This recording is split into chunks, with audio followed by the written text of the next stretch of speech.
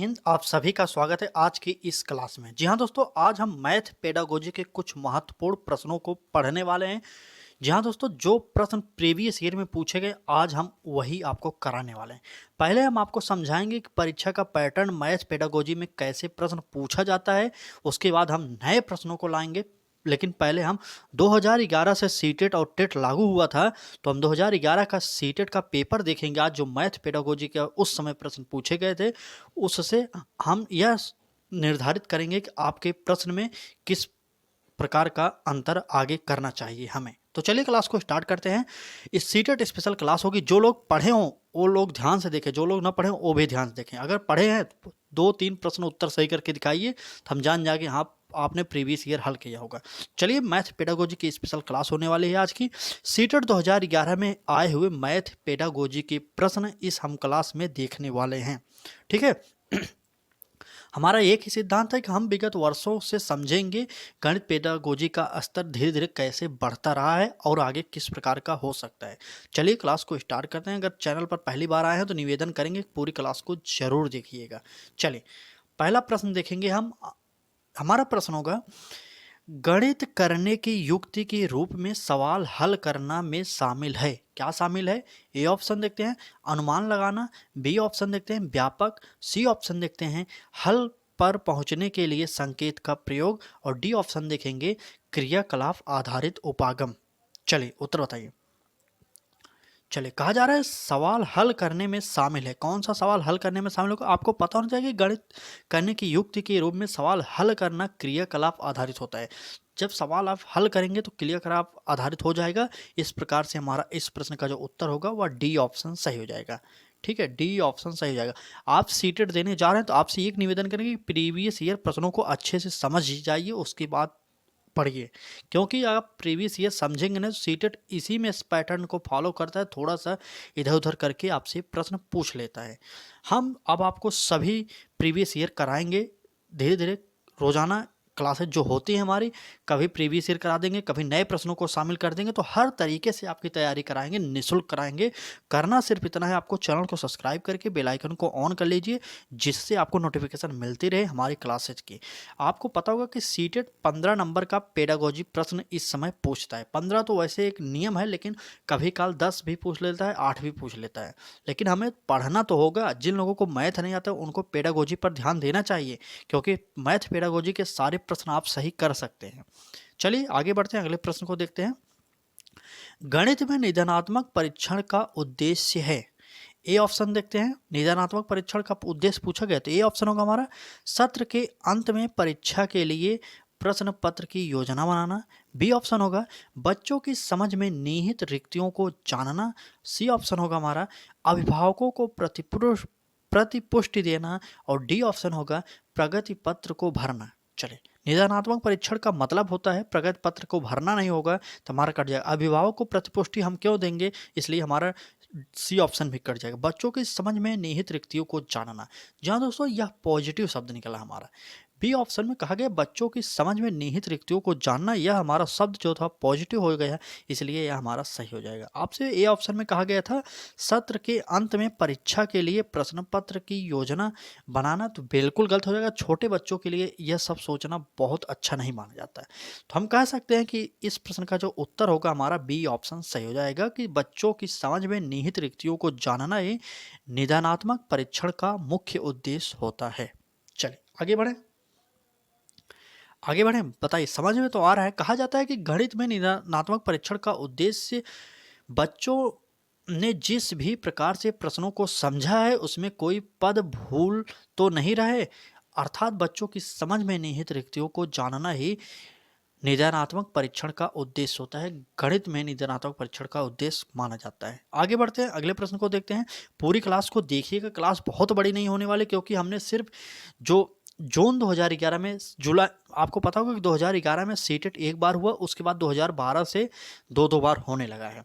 तो आप पढ़िए जून 2011, उसके बाद 12, फिर 13, फिर 14, फिर 15, ऐसे ऐसे करते करते हम लोग 2023 तक के पेपरों को हल करने वाले हैं। तो बने रहिएगा, पूरी क्लास को देखिएगा। चलिए आगे बढ़ते हैं। अगला प्रश्न होगा हमारा, गणित में निदानात्मक परीक्षण का उद्देश्य है।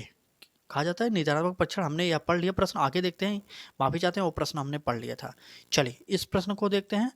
इस प्रश्न में कहा जा रहा है, जब राजन के सामने शाब्दिक समस्याएं आती हैं तो वह प्रायः पूछता है, क्या पूछता है? मैं जमा करूं या घटाना। कहा जा रहा है कि मैं जमा करूं या घटाना, और मैं गुणा करूं या भाग। इस तरह के प्रश्न बताते हैं कि क्या बताते हैं? चलिए ए ऑप्शन देखते हैं। राजन जोड़ गुणा नहीं कर सकता। बिल्कुल गलत हो जाए, क्योंकि राजन का जोड़ गुणा नहीं कर सकता तो उसे कैसे पता है कि मैं जमा करूं या घटाना करूं, गुणा करूं या भाग। उसको मतलब कह सकते हैं कि हम उसको जोड़ और गुणा करने आता है। इस प्रकार से इस आंसर को काट देंगे। आप तैयारी करिए तो पढ़ते समय ही ऑप्शन को काटते चलिए। हमारा लक्ष्य यही होता है कि हम आपको इस प्रकार की तैयारी करा दें, आप पहली बार पढ़िए और उत्तर मार दीजिए। ठीक है, आपको जो सीटेट मैथ पेडागोजी होगी आपको थोड़ा टफ लगेगा, लेकिन अब प्रैक्टिस ही एक ऐसी चीज़ है जो जिससे आप पूरे के पूरे नंबर ला सकते हैं। चलिए आगे बढ़ते हैं। बी ऑप्शन में क्या कहा गया है? कहा गया है राजन कक्षा में बाधा डालने के लिए अवसर खोजता है। बिल्कुल नहीं, बच्चे को अवसर खोजना होता बदमाशी करने के लिए, तो ऐसा कुछ बात नहीं इसमें है प्रश्न में, क्योंकि वह बातार पूछ रहा है कि मैं जमा करूं या घटाऊं, गुणा करूं या भाग। तो यहाँ पर कहाँ बाधा डालने को वह अवसर ढूंढ रहा होगा, आप खुद जानते होंगे। चलिए यह भी कट गया। सी ऑप्शन में बात करते हैं। सी ऑप्शन में बात कहा गया है कि राजन को भाषा समझने में कठिनाई होती है। बिल्कुल नहीं, भाषा समझने में राजन को कठिनाई नहीं होगी, क्योंकि राजन जब समझ रहा है तभी तो वह पूछ रहा है ना कि मैं जमा करूं या घटाना, मैं गुणा करूं या भाग। तो आप कह सकते हैं कि यह भी ऑप्शन गलत है हमारा। जब तीन ऑप्शन आप काट दिए तो पढ़ने की जरूरत नहीं, चौथा ऑप्शन हमारा ऑटोमेटिक सही हो जाएगा। कहा गया है यहाँ पर राजन संख्या संक्रियाओं को नहीं समझता है। जी हाँ दोस्तों, यह हमारा जो डी ऑप्शन है यही सही हो जाएगा। राजन संख्या संक्रियाओं को नहीं समझता। ठीक है, चलिए प्रीवियस ईयर कराने का मात्र एक ही लक्ष्य है कि आप देखिए पेपर के पैटर्न को, देखिए किस प्रकार से धीरे धीरे सीटेट अपने पैटर्न को ऊपर ले जा रहा है। तो उसी तरीके से आपको तैयारी कराई जाएगी। निःशुल्क तैयारी करा रहे हैं तो फ्री में आप जुड़े रहिए हमारे साथ। बस करना कुछ नहीं है, रोजाना दोपहर 1 बजे में हमारे क्लासेस जो होती हैं आप देखिए उसे, ठीक है, और अच्छे से पास हो सकते हैं।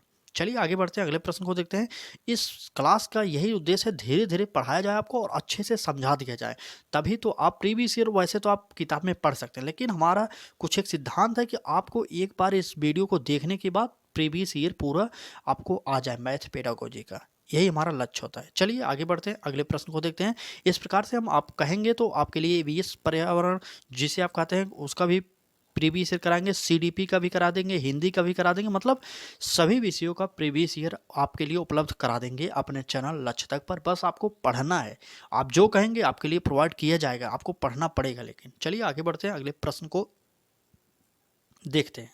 चलिए हमारा प्रश्न होगा, क्षेत्रफल की अवधारणा से परिचित कराने के लिए शिक्षक, यहाँ पर खाली स्थान दिया गया है, से शुरुआत कर सकता है। शिक्षक किससे शुरुआत कर सकता है, आपसे यही पूछा गया है।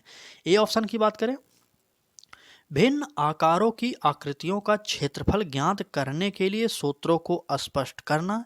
और बी ऑप्शन, हथेली, पत्ते, पेंसिल, नोटबुक आदि विभिन्न वस्तुओं की सहायता से किसी आकृति की क्षेत्रफल की तुलना करना। सी ऑप्शन होगा हमारा, आयत की लंबाई और चौड़ाई का पता लगाना और आयत के क्षेत्रफल के सूत्र का प्रयोग करते हुए क्षेत्रफल ज्ञात करना। और डी ऑप्शन में कहा गया है, इकाई वर्ग गणना की सहायता से आकृतियों का क्षेत्रफल ज्ञात करना। चलिए कमेंट करिए और उत्तर बताइए।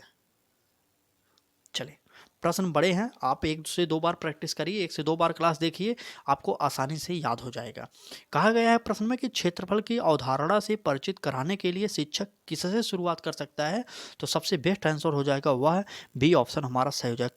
कहा गया है इसमें हथेली, पत्ते, पेंसिल, नोटबुक आदि विभिन्न वस्तुओं की सहायता से आकृति के क्षेत्रफल की तुलना करना होगा। ठीक है, चलिए तो जब इन चीज़ों से आप किसी की तुलना करेंगे तो बालक सीख सकता है आसानी से। इस प्रकार से हम कह सकते हैं क्षेत्रफल की अवधारणा से परिचित कराने के लिए शिक्षक को जो वस्तु दैनिक जीवन में सामान्यतः देखी जाती है वहां से शुरुआत करनी चाहिए। आप कह सकते हैं कि हथेली, आपको पता होगा पत्ते, पेंसिल, नोटबुक, ये सब बालक दैनिक जीवन में देखता है अपने, इस प्रकार से आसानी से वह सीख सकता है। चलिए आगे बढ़ें, आगे बढ़े। क्लास कैसी लग रही है? अगर क्लास अच्छी लग रही है तो लाइक कर दीजिए, वीडियो को शेयर ज़्यादा से ज़्यादा करिए, अपने मित्रों तक जहाँ पर भी शेयर कर सकते हैं करिए, और चैनल को सब्सक्राइब करके बेल आइकन को ऑन कर लीजिए। रोज़ाना पढ़ते रहिए। अगर आप रोज़ाना नहीं पढ़ेंगे तो आप सीटेट नहीं पास होंगे। मैं साफ साफ बोल देता हूँ, आपको बुरा लगे या अच्छा लगे उससे हमें कोई मतलब नहीं। हमारा ये लक्ष्य है, आप पढ़िए। अगर आप हमसे जुड़े हैं तो पढ़िए आप, और कुछ नहीं। आप जिस दिन पास हो जाएंगे ना उस दिन सोचेंगे हाँ, किसी ने सही कहा था कि पढ़ने पर ही पास होंगे। ठीक, तो चलिए आगे बढ़ते हैं, अगले प्रश्न को देख लेते हैं। अगला प्रश्न होगा हमारा, चलिए प्रश्न है, एनसीएफ 2005 मानता है कि गणित में सोचने एवं तर्क का एक निश्चित तरीका निहित है। नीचे दिए गए कथनों में से वह कथन चुनिए जो उपयुक्त सिद्धांत का पालन नहीं करता। आपसे पूछा एनसीएफ के बारे में। आपको पता होगा कि एनसीएफ बहुत ही महत्वपूर्ण रोल अदा करता है सीटेट के परीक्षा में। तो एनसीएफ से हर बार प्रश्न पूछे जाते हैं, आपको पता होगा। आप प्रीवियस ईयर देखे होंगे, नहीं देखे होंगे तो आप टेंशन मत लीजिए, आपके लिए प्रीवियस ईयर सीरीज भी स्टार्ट कर दिए हैं हम आपके लिए। चलिए इस प्रश्न का ऑप्शन देखते हैं। कहा गया है ए ऑप्शन में, आंकिक प्रश्नों को हल करने के लिए विद्यार्थियों को निर्धारित सूत्र बताना। बी ऑप्शन में कहा गया है, पाठ्य पुस्तक में प्रस्तुत सामग्रियों के लिखने का तरीका। सी ऑप्शन में कहा गया है, कक्षा के लिए चुने गए क्रियाकलाप एवं अभ्यास। और डी ऑप्शन में कहा गया है, उसे पढ़ाने की विधि। चलें, क्या कहा गया था कि एनसीएफ 2005 मानता है कि गणित में सोचने एवं तर्क का एक निश्चित तरीका निहित है। नीचे दिए गए कथनों में से उपयुक्त कथन चुनना है आपको। ठीक है, चलिए बताइए। तो अगर बात करें किसी भी प्रश्न को हल करने के लिए सूत्र याद कर लेना सोचने एवं तर्क का एक निहित तरीका नहीं है। देख लीजिए, साफ यहां पर कह दिया गया है। चलिए, इस प्रकार से हम कह सकते हैं कि हमारा जो उत्तर हो जाएगा वह ए ऑप्शन हो जाएगा। कहाँ? क्योंकि यहाँ पर क्या गया, सूत्र निर्धारित बताना, यह गलत हो जाएगा। इस प्रकार से हमारा ए ऑप्शन सही हो जाएगा। चलिए आगे बढ़ें, बताइए आगे बढ़ें, कमेंट करिए आप लोग, कमेंट करिए आप लोग, आगे बढ़ें। अगर आपको इस प्रकार की क्लासेस चाहिए तो आप हमारे जुड़ सकते हैं, हमारे चैनल लक्ष्य तक से आप तैयारी करिए फ्री में, क्योंकि खुद पास हो सीटेट तब आपको पढ़ा रहा हूँ। ठीक है, चलिए आगे बढ़ते हैं, अगले प्रश्न को देखते हैं। 2011 का आप देख रहे हैं सीटेट प्रीवियस ईयर पेडागोजी के प्रश्न हैं, जो मैथ पेडागोजी की स्पेशल यह क्लास कराई जा रही है आपको। इसके बाद हम 2012, 2013, 2014 ऐसे ऐसे करके पूरी क्लास को हम देखने वाले हैं। तो जुड़ जाइए हमारे साथ और बने रहिए हमारे साथ, क्योंकि अगर आप जुड़ेंगे तो आपको सभी टॉपिक को क्लियर कराया जाएगा। टॉपिक वाइज प्रैक्टिस सीट भी प्रोवाइड कर दी जा रही है, हिंदी की सभी सब्जेक्टों की टॉपिक वाइज प्रैक्टिस सेट कराया जा रहा है, प्रीवियस ईयर कराया जा रहा है, और नए प्रश्नों को भी कराया जा रहा है। सोचिए और आपको क्या चाहिए। ठीक है, चलिए आगे बढ़ते हैं, अगले प्रश्न को देखते हैं। एक अच्छा गणितज्ञ होने के लिए जरूरी है, क्या जरूरी है? ए ऑप्शन की बात करें, सवालों के उत्तर देने की तकनीक में निपुणता।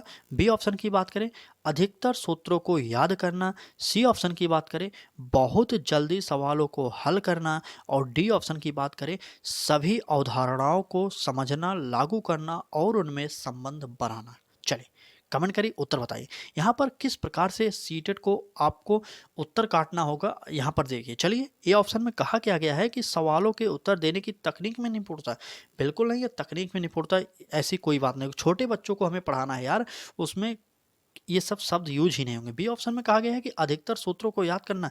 रटंत विद्या जहाँ पर भी आ जाए सीटेट में उसे आप काट दीजिए, क्योंकि सीटेट जो है रटने, स्मरण करने, ये सभी बात को बढ़ावा नहीं देता, वह निगेटिव शब्द मानता है इसे। इस प्रकार से बी ऑप्शन भी कट जाएगा।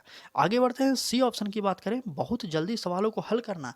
छोटे बच्चे हैं तो बहुत जल्दी सवालों को हल करेंगे, ऐसा संभव नहीं है। ठीक है, अगर आप टीचर हैं, आप ही बहुत जल्दी सवालों को हल कर दे रहे हैं तो बच्चा सीखेगा कैसे? यह भी बहुत गलत तरीका है। इस प्रकार से यह कट गया। जब 3 ऑप्शन काट दिया, अब चौथा कुछ भी हो आपको टिक कर देना, क्योंकि अब और ऑप्शन इसमें तो है नहीं। तो इस प्रकार से हमारा डी ऑप्शन सही हो जाएगा। कहा क्या गया है यहाँ पर? कहा गया कि सभी अवधारणाओं को समझना, लागू करना और उनमें संबंध बनाना। चलिए, यह हमारा जो डी ऑप्शन होगा वह सही हो जाएगा। चले क्लास को थोड़ा धीरे धीरे इसलिए पढ़ा रहे हैं ताकि आप आसानी से समझते चलिए। रोजाना तो वैसे सुपर फास्ट तरीके से तैयारी कराते हैं, लेकिन हम प्रीवियस ईयर इसलिए करा रहे हैं ताकि आप परीक्षा पैटर्न को समझिए पहले। अगर आप पैटर्न को नहीं समझेंगे, आप अपने हिसाब से तैयारी करते रहेंगे, उससे कोई मतलब नहीं। आप जिस भी परीक्षा की तैयारी करें, पहले उसके प्रीवियस ईयर प्रश्नों को हल करिए और समझिए कि बोर्ड कहाँ से प्रश्नों को बना रहा है, कैसे प्रश्न बना रहा है, यह सब समझिए, उसके बाद तैयारी करिए। ठीक है, चलिए आगे बढ़ते हैं, अगले प्रश्न को देखते हैं। और क्लास अच्छी लगे तो लाइक कर दीजिए एक बार। आपके लिए बहुत ही मेहनत की जा रही। आप कभी भी किसी भी टॉपिक पर क्लासेस आपको चाहिए हो तो आप कमेंट करके मांग सकते हैं। तो चलिए आगे बढ़ते हैं, अगला प्रश्न देखते हैं। चलिए, ये सब प्रश्न जो है ना, आपको शायद इससे पहले भले प्रीवियस ईयर पढ़े होंगे, लेकिन आपको उत्तर देना नहीं आएगा। तो आप अगर जानते हो तो इसका उत्तर दे के दिखाइए। चलिए 5 सेकंड बाद हम प्रश्न को स्टार्ट करेंगे, तब तक आप उत्तर दे दीजिए। चलिए चलिए देखते हैं कितने लोग इस प्रश्न का उत्तर देते हैं बिना मेरे बताए। कमेंट करते रहिए आप लोग। चलिए चलिए बताइए। चलिए हम प्रश्न को देखते हैं, क्या है हमारा अगला प्रश्न। कहा गया है प्रश्न में, एनसीईआरटी की कक्षा 4 की गणित की पाठ्य पुस्तक में पाठ इस तरह के शीर्षक हैं। क्या है शीर्षक? कबाड़ी वाली, भोपाल की सैर, दुनिया कुछ ऐसी दिखती है, यह परिवर्तन किया गया है। चलिए, क्यों किया गया है? ए ऑप्शन में बात करें, कबाड़ बेचने और यात्रा करने के बारे में जानने के लिए। बी ऑप्शन की बात करें, पाठों में गणितीय विषय वस्तु का अनुमान लगाने हेतु विद्यार्थियों को चुनौती देने के लिए। सी ऑप्शन में बात करें, उन्हें अलग सा समझाने के लिए। और डी ऑप्शन में बात करें, उन दैनिक जीवन में जोड़ते हुए उन्हें रोचक बनाने के लिए। चलिए चलिए जल्दी से उत्तर बताइए। चलिए बताइए उत्तर। मैंने आपसे पहले ही कहा, आप बताइए उत्तर। हम देखते हैं किस प्रकार से उत्तर को काट सकते हैं। ए ऑप्शन में कहा गया कबाड़ बेचने और यात्रा करने के बारे में जानने के लिए, तो बिल्कुल गलत हो जाएगा। सोचिए, छोटे बच्चे को कबाड़ बेचने और यात्रा करने के बारे में बता नहीं सकते, इस प्रकार से हमारा ए ऑप्शन कट जाएगा। बात करें बी ऑप्शन की, तो पाठों में गणितीय विषय वस्तु का अनुमान लगाने हेतु विद्यार्थियों को चुनौती देने के लिए। आप विद्यार्थियों को चुनौती नहीं दे सकते, इसलिए यह भी कट जाएगा। उन्हें अलग सा समझाने के लिए, क्या उन्हें अलग समझाने के लिए ऐसे शब्दों का प्रयोग करना चाहिए और इनके बारे में बताना जरूरी है? तो बिल्कुल नहीं, यह भी गलत हो जाएगा। इस प्रकार से हमारा डी ऑप्शन सही हो जाएगा। डी ऑप्शन हमारा सही हो जाएगा। कहा क्या गया है इसमें, दैनिक जीवन में जोड़ते हुए उन्हें रोचक बनाने के लिए। तो हमारा इस प्रश्न का डी ऑप्शन सही हो जाएगा। चलिए आगे बढ़ें। चलिए चलिए आगे बढ़ते हैं, अगले प्रश्न को देखते हैं।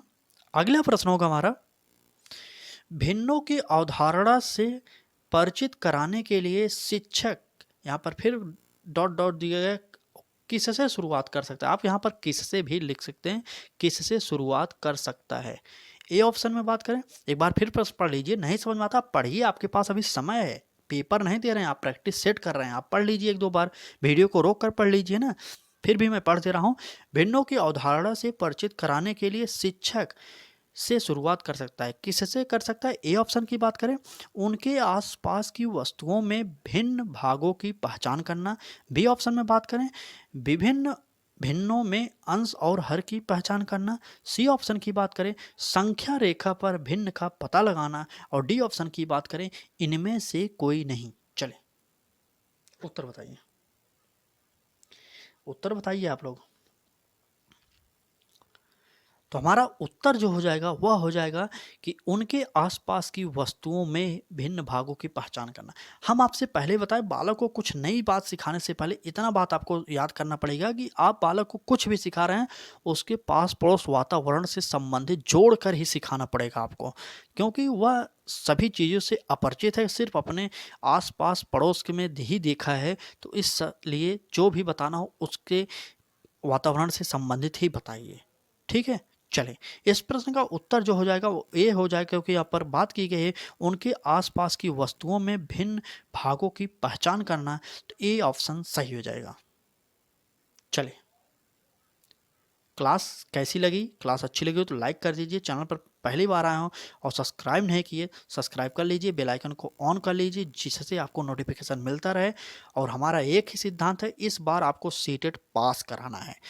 पास कराना है तो पास कराना है, भले आप ओबीसी में हो 82 ही नंबर लाएं, भले आप जनरल में हो 90 नंबर लाएं, लेकिन लाना है, सबको पास करना है। जितने लोग हमसे जुड़े हैं इतना तो अपने आप में प्रण कर लीजिए कि आपको पास करना है, भले ही कट ऑफ ही छुए लेकिन पास होना है। वैसे तो हमारा लक्ष्य है कि 100+ स्कोर आप कर लीजिए, क्योंकि मैं जब कभी दिया था सीटेट मैं खुद 100+ स्कोर किया था, इसलिए मेरा यही सिद्धांत है, आप भी 100+ स्कोर कर दीजिए। चलिए दोस्तों, आज क्लास कैसी लगी कमेंट करके ज़रूर बताना। क्या यह मेरा जो सोचना है कि आपको प्रीवियस ईयर करा दिया जाए सही है गलत है, आप बता दीजिए। 2-3 क्लासेज आप पेडागोजी की समझ लीजिए, मैथ पेडागोजी की, क्योंकि मैथ पेडागोजी के हम आपको प्रीवियस ईयर इसलिए करा रहे हैं, आप मैथ पेडागोजी नहीं पढ़ते, हमें पता है। तो हम चाहते हैं कि आप हमारे क्लास के द्वारा ही मात्र रोज़ाना 20 मिनट 25 मिनट का टाइम निकालते हैं, तो आप मैथ पेडागोजी को समझ लीजिए कम से कम। आप पढ़िए या ना पढ़िए अलग से, लेकिन प्रीवियस ईयर को समझिए एक बार, इससे ही संबंधित प्रश्न पूछा जाएगा आपके पेपर में। ठीक है, चलिए, क्लास अच्छी लगे लाइक करिए, चैनल को सब्सक्राइब करिए, बेल आइकन को ऑन करिए। कल फिर मिलेंगे एक नए क्लास के साथ, तब तक के लिए धन्यवाद।